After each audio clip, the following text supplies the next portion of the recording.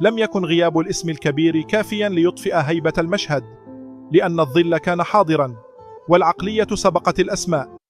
أمام بيتيس لم ينتظر الريال طويلا، ضغط مبكر، شراسة محسوبة، واستحواذ يقول إن المسألة وقت فقط. في الدقيقة 20 انفتحت الحكاية. غونزالو غارسيا يكتب السطر الأول: كرة ثابتة، إرسال هادئ وارتقاء شاب لا يخاف اللحظة.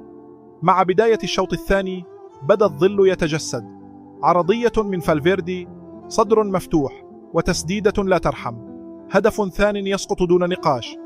ثم جاءت الركنية وكأنها تكرار محسوب. راؤول أسينسيو، رأسية بذكريات راموس.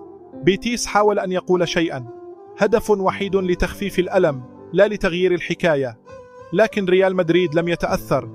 غونزالو يعود، هاتريك يثبت أن المستقبل يطرق الباب بلا استئذان.